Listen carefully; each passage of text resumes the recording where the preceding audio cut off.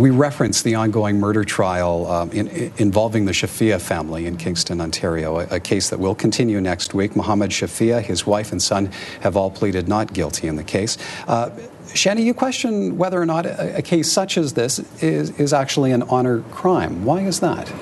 Well, I think, Michael, I think there's a number of different variables here. The first factor for me was if it wasn't an honour crime, if it was the older daughter that was in fact shaming the family through the choices that she was making, why was the why were all three of the daughters killed, for example, and why was the other woman, the older woman as well in the family killed? Do you know what I mean? If it was an honour killing that was one specific person shaming the family, why sort of eliminate all of the women? So is that traditionally the case then with an honour killing? It's not so much a group of people as it is one individual being pinpointed. Historically it's been one individual that's been pinpointed. For doing a wrong in the eyes of the accused. Raj, do you agree with that?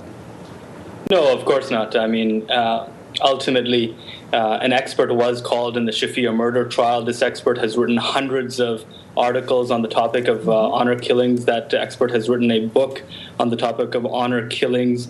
The fact of the matter is that there's no dispute that honour killings occur.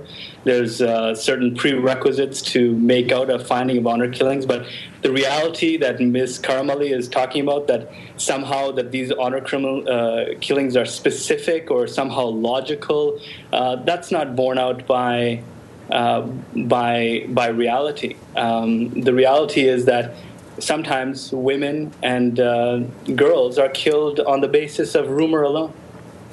Imam Soharwardy, let's bring you into the conversation, sir. So many Canadians have the perception that honour killings are rooted in religion, they're rooted in culture, and brought to Canada by immigrants. From your perception, is that accurate? No, it is absolutely not accurate. Yes, there are practices of honour killing in some of the communities. It's not a widespread problem in the Muslim community as well. It's a very confined, very local problem in South Asia, in the Middle East as well. And Islam condemns these killings because Islam requires to punish a person for his or her crime.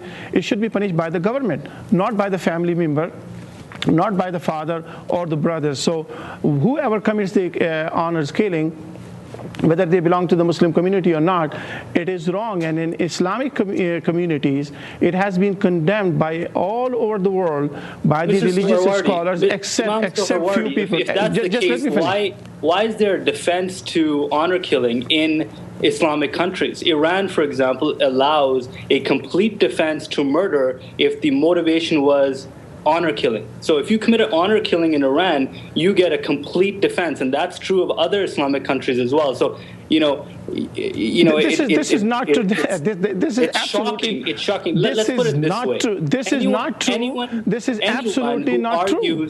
Anyone who argues that honor killings do not exist, anyone that argues that religion or culture does not play a foundational role in honor killings, absolutely, that person either has an IQ of room temperature, or that person is out of touch with reality, or that person is being disingenuous. Can I interject here? Mr. Raj Sharma, let's have Shenny have a say. You are out of touch with the reality. This is not the law in any country, including Iran or Saudi Arabia or Pakistan, that the family members can kill. You are just picking up things from it. Called for its adoption in Canada in 2004. The problem is leadership like Imam Soharwardy's that calls for Sharia law, which is a regressive philosophy that's 1,000 years out of date and treats women like property. You are absolutely lying on the television. I have never asked to have a Sharia law implemented in Canada. So you are just fabricating right in front of me. Gentlemen, absolutely, you are lying on television. We do have another guest with us. Shenny, you wanted to interject. Yeah. You wanted to have a say as well. I'm not sure. Raj, if you understood me correctly, I do understand, I do agree that there are honor killings happening, and some have happened in Canada for sure. I was just saying that in this particular situation, my perception, and this is just my perception, is that this is being disguised as an honor killing. I don't believe that it was a true honor killing in that sense. Well, perhaps they should have called you as an expert witness for the defense, Ms. Karmali. And I did read about the lady that you have talked about, the professor that has written the books on honor killings. So I am aware of her work. Thank you. Imam, if honor killings are not rooted in religion, what are the basis then? Where do they come from?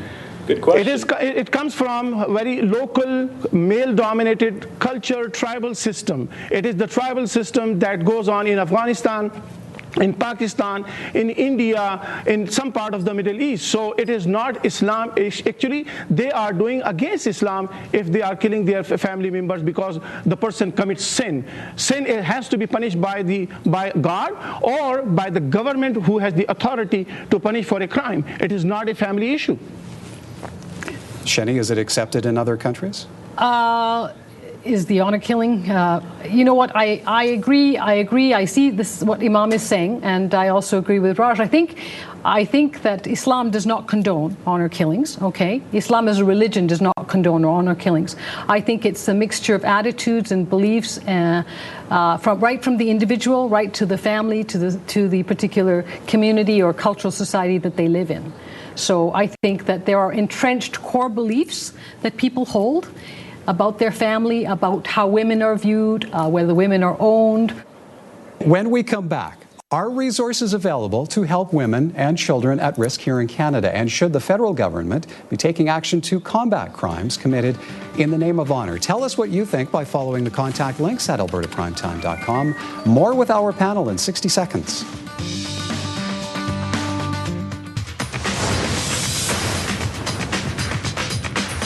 I think the communities themselves have a role in doing that, as well as the families. But I think it's up to the government to step in and actually have a law to cover this. You know, those honor killings are atrocious.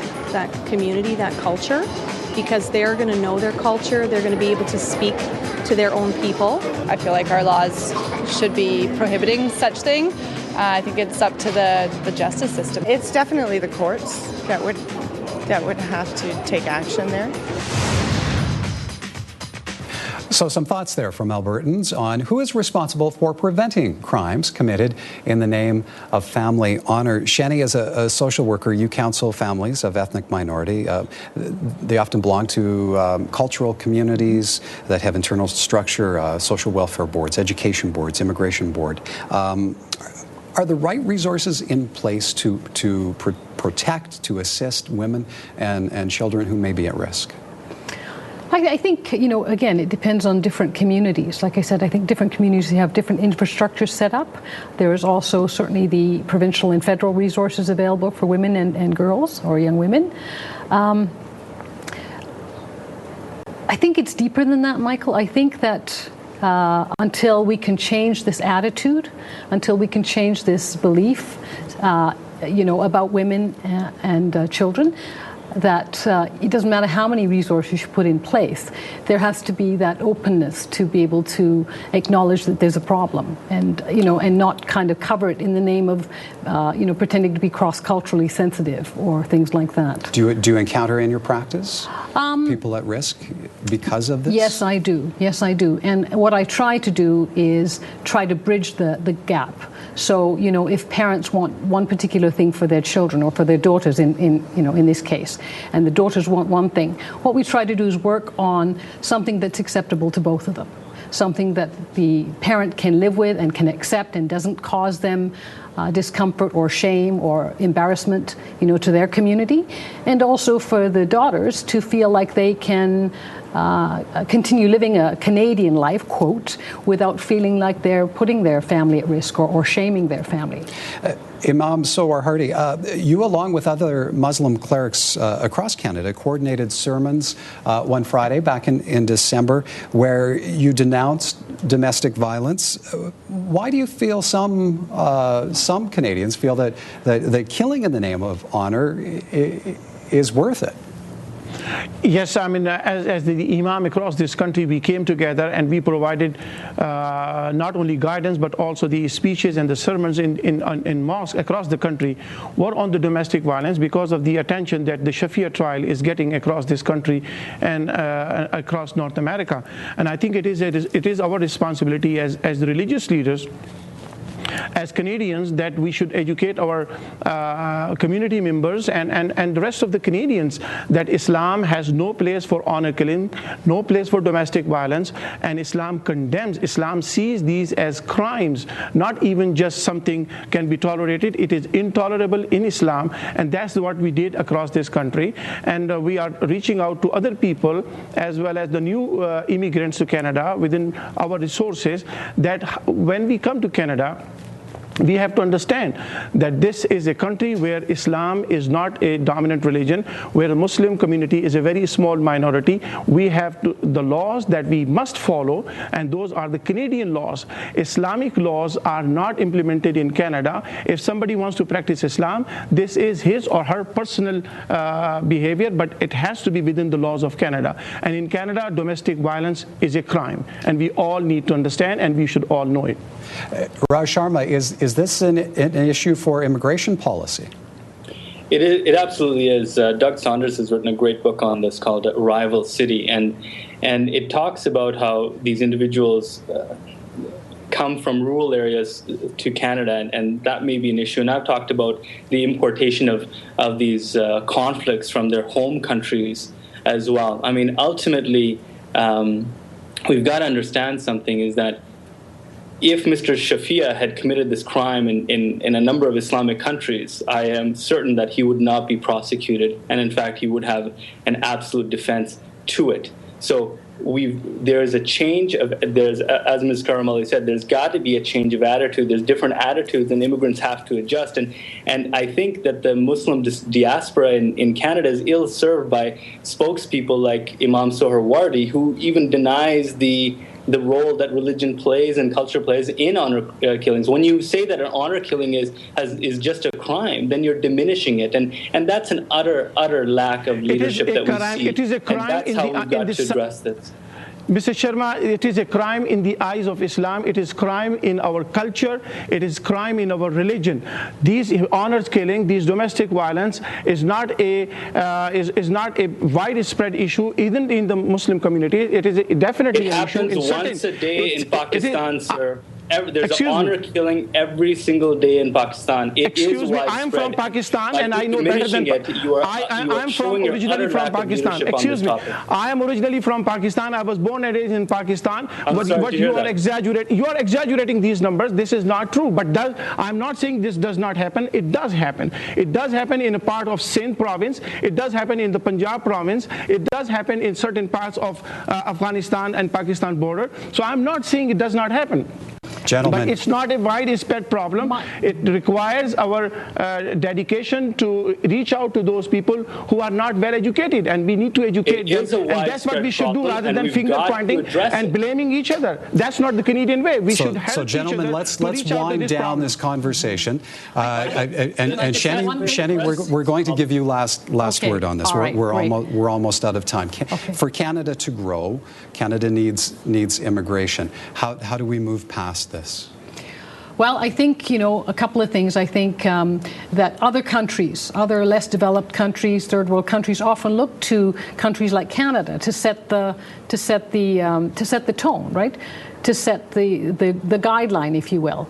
And, if it is still happening, if these honor killings are still happening on a daily basis or very frequently in Pakistan or different countries, then I think Canada has a responsibility, to provide some guidance and some leadership to other countries in terms of how I'm using Canada as a woman, in terms of how she chooses to deal with this, right? I'm afraid to say we've run out of time. Thank you for bringing Alberta Voices to this widespread discussion. Much appreciated. Thank you for having me. Shenny Karmali is a registered social worker with the Alberta College of Social Workers. Imam Syed Soharwardy founded the Islamic Supreme Council of Canada. And Raj Sharma is an immigration lawyer with the Calgary firm Stewart, Sharma, Harshani, Barristers and Solicitors.